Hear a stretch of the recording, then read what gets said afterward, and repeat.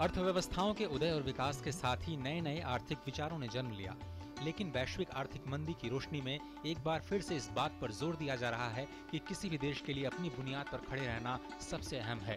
गांधी जी के आर्थिक चिंतन का महत्व ऐसे में बरबस ही समझा जा सकता है। जब गांधी ने स्वदेशी अपनाओ का नारा दिया तो उसका मूल यही था कि अगर देश में बनी चीजों का उपभोग किया जाए तो लोगों को रोजगार मिलेगा और देश की पूंजी देश में ही रहेगी।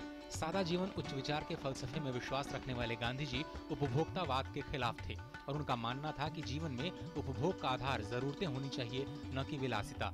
गांधी का खादी इकोनॉमिक्स अपने पैरों पर खड़े होने का अर्थशास्त्र है, सादगी का अर्थशास्त्र है, नैतिकता का अर्थशास्त्र है।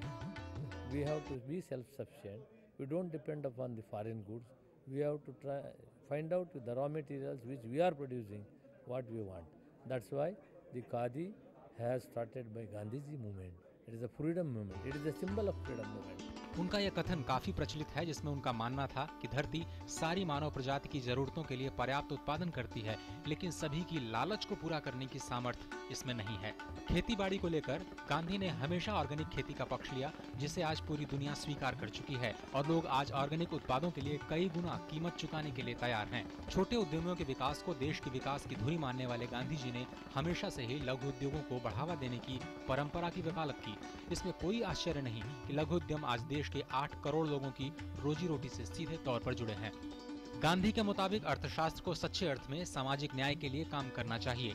ये सभी की भलाई के लिए काम करता है, जिसमें सबसे कमजोर तबका भी शामिल है और एक अच्छी जिंदगी के लिए इस तथ्य को नजरअंदाज नहीं किया जा सकता। गांधी का अर्थशास्त्र गांवों के विकास के इर्द गिर्द ही घूमता है। उन्होंने आर्थिक गतिविधियों के विकेंद्रीकरण की वकालत जम के की, जिसे आज हम पंचायती राज के नाम से बेहतर जानते हैं। कई जानकार मानते हैं कि भारत में आज तक न तो आदर्श शहर बन पाए और न ही आदर्श गांव। ऐसा इसलिए कि शहरों के निर्माण ने गांव से पलायन को दावत दी, जिसने आज एक अजब सी खिचड़ी अर्थव्यवस्था को जन्म दिया है। उनकी ग्राम स्वराज की अवधारणा में श्वेत क्रांति और हरित क्रांति की सफलता को आसानी से देखा जा सकता है। आज प्रचलित स्वयं सहायता समूह गांधी के जमाने से समूह में उत्पादों के निर्माण पर जोर देती आ रही हैं। ऐसे में ये कहना गलत नहीं होगा कि विकास में सभी, खासकर गरीब और निचले तबके की भागीदारी की बात करना गांधी जी के अर्थशास्त्र के रास्ते पर चलना है। शैलेंद्र के साथ अजय मिश्र, डीडी न्यूज, दिल्ली।